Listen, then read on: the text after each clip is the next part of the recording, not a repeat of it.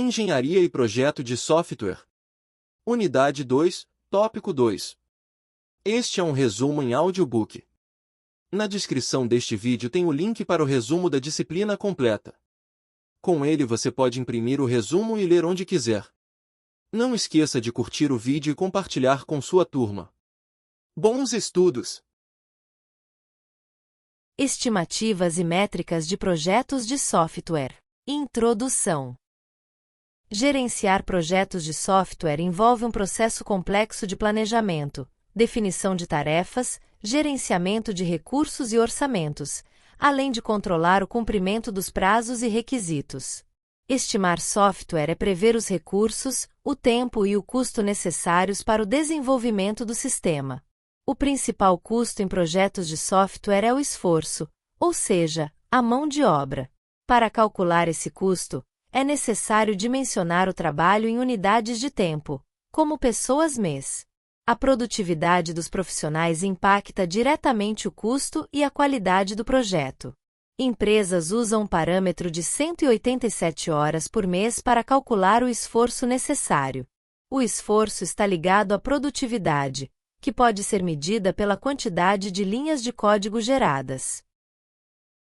O gerenciamento de custos. Guia PMBOK.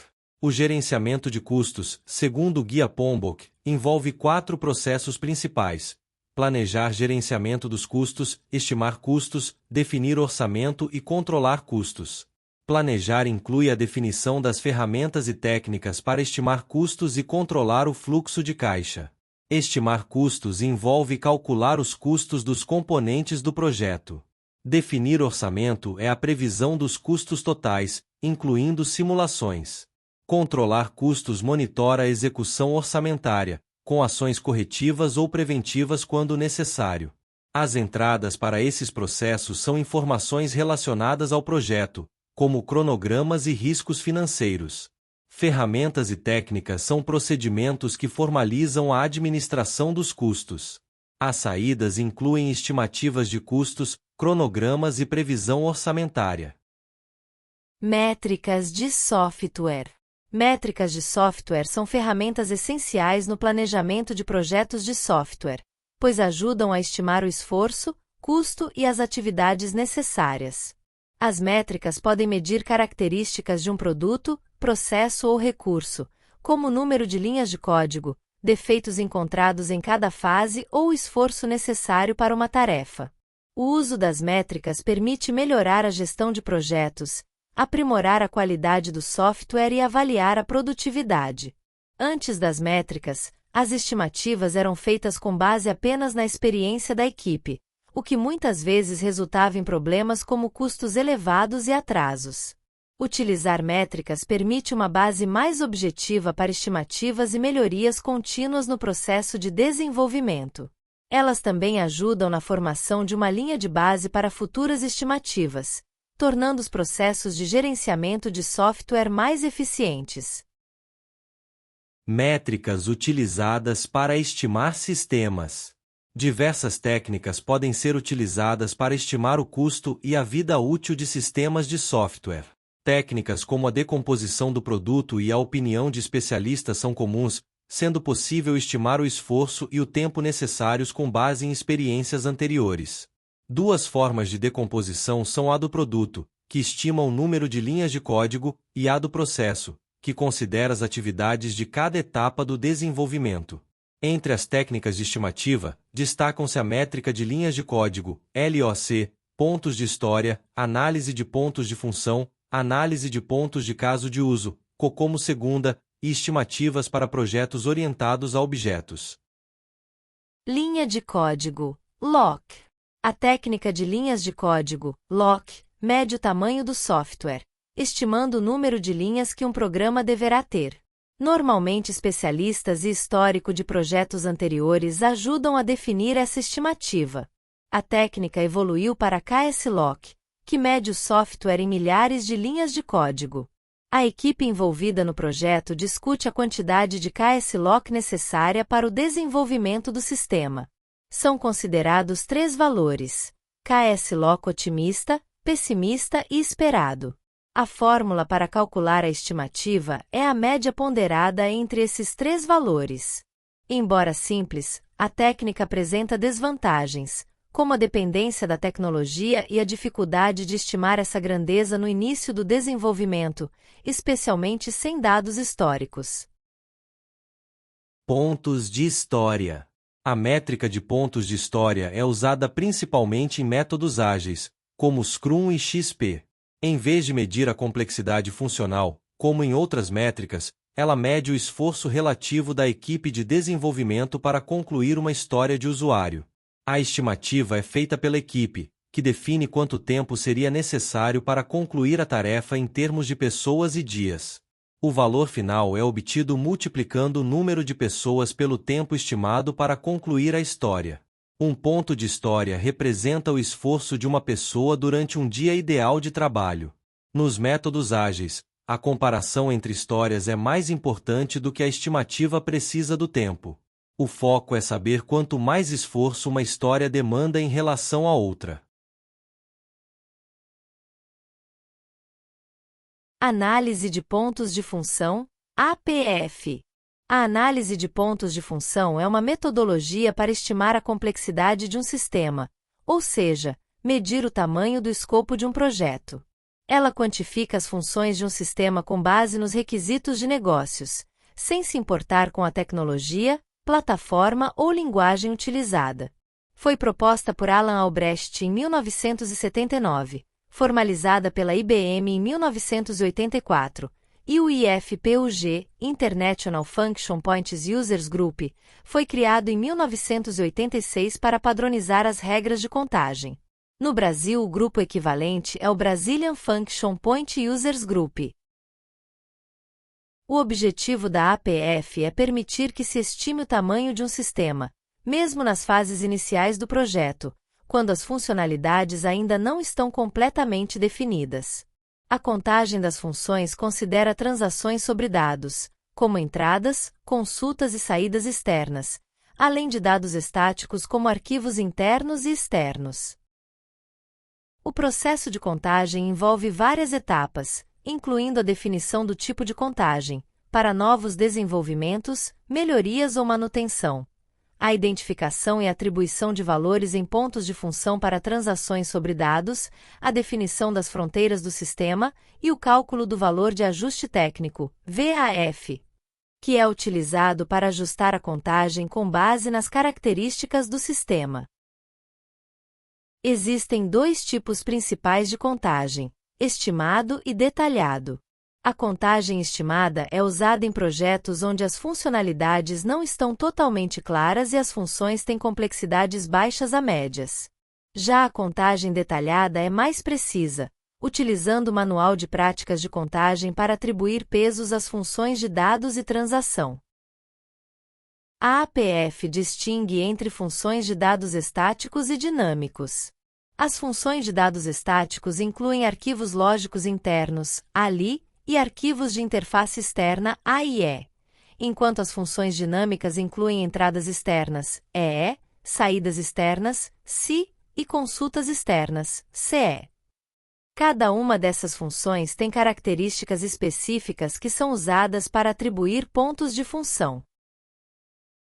Para estimar a complexidade, são usados parâmetros como o tipo de registro, RET, que define um subconjunto de dados dentro de um arquivo, e o tipo de arquivo, FTR, que indica quais arquivos são utilizados em transações. A análise também considera o tipo de dados, DET, que são unidades indivisíveis de informação reconhecíveis pelo usuário. A contagem de pontos de função envolve a atribuição de pesos para cada tipo de função, com base no número de registros e campos de dados. Para transformar esses pontos de função em um valor ajustado, é calculado um fator de ajuste, VAF, levando em conta características gerais do sistema, como a complexidade da configuração e a comunicação com o usuário. O resultado final da contagem é o ponto de função bruto, PFB, que é ajustado para obter o ponto de função ajustado, PFA. A partir disso, o esforço necessário para o projeto é calculado multiplicando-se o PFA pelo Índice de Produtividade, IP, da equipe. O esforço total é então convertido em custo, com base no custo por hora da equipe. A APF fornece uma forma padronizada e técnica para avaliar a complexidade dos sistemas, permitindo uma estimativa mais precisa do esforço e custo envolvidos no desenvolvimento de software. Pontos de caso de uso, PCU. A técnica de pontos de caso de uso foi desenvolvida por Gustav Karner em 1993, baseada na análise de pontos de função, com foco em um modelo simplificado conhecido como MK2. Esse método avalia a complexidade dos atores e casos de uso de um sistema para gerar os pontos de caso de uso ajustados. O processo de contagem de PCUS segue várias etapas. Inicialmente, os atores são classificados em 3 níveis de complexidade: simples, médio, complexo, atribuindo-se pesos de 1, 2 ou 3, respectivamente. O total de pesos não ajustados dos atores, TPNAA, é calculado somando-se os produtos da quantidade de atores por seu peso. Depois, os casos de uso são contados e classificados pela complexidade, baseada no número de classes e transações.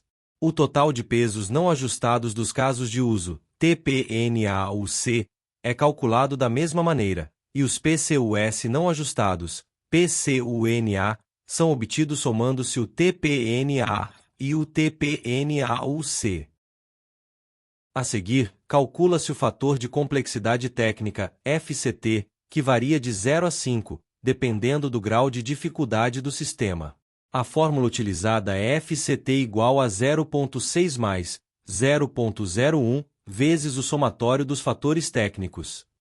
Além disso, o fator de complexidade ambiental, FCA, também é determinado, com valores de 0 a 5, refletindo a experiência da equipe no projeto.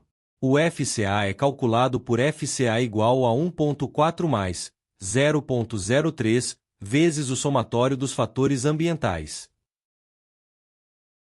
Os PCUS ajustados, PCUA, são calculados multiplicando-se os PCUS não ajustados pelo FCT e o FCA. Para estimar as horas de programação, utiliza-se uma unidade de 20 pessoas-hora por unidade de PCU, ajustada conforme a complexidade do projeto. Essa técnica fornece uma maneira estruturada de estimar o esforço necessário para o desenvolvimento de sistemas com base em suas funcionalidades e complexidades. Modelo COCOMO 2.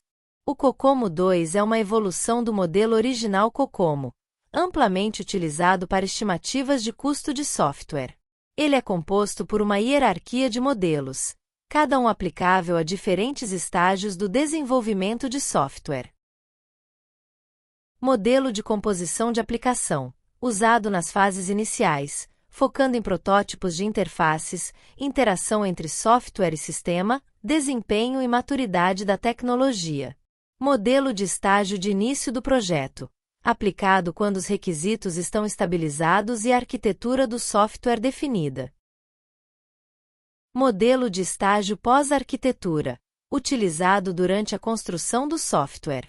O COCOMO 2 requer informações sobre o tamanho do software, com 3 opções de medida: pontos de objeto, pontos de função e linhas de código-fonte.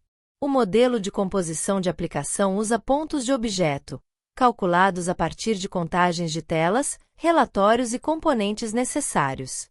Cada objeto é classificado por complexidade, simples, médio ou difícil, dependendo das tabelas de dados e da visualização exigida. Após determinar a complexidade, os pontos de objeto são ponderados e ajustados, levando em consideração o reuso de software. A estimativa de esforço é derivada multiplicando-se os pontos de objeto pela taxa de produtividade. Modelos avançados do COCOMO 2 incluem ajustes para fatores de escala e custos, com mais detalhes disponíveis no site oficial do COCOMO 2. Estimativa para projetos orientados a objeto. Para estimar custos de software orientado a objetos, combina-se a decomposição de esforço, análise de pontos de função, APF, e modelagem UML. Através da análise de casos de uso, conta-se os casos e ajusta-se conforme o projeto avança. Determina-se o número de classe-chave e aplica-se um multiplicador para calcular o número de classes de apoio. Multiplica-se o total de classes pelo número médio de unidades de trabalho por classe, 15 a 20 pessoas dia. Finalmente, verifica-se a estimativa cruzando a média de unidades de trabalho por caso de uso. E este é o fim do segundo tópico da unidade 2. Na descrição deste vídeo há um link onde você pode adquirir o resumo completo que foi usado para criar os audiobooks de toda a disciplina. Assim você consegue acompanhar o áudio para fazer anotações direto no papel impresso, ou até mesmo ler o resumo onde estiver, inclusive no celular. Adquirir o resumo também é uma forma de nos apoiar. Antes de partir para o próximo vídeo, não esqueça de fazer sua inscrição no canal e deixar aquele like maroto.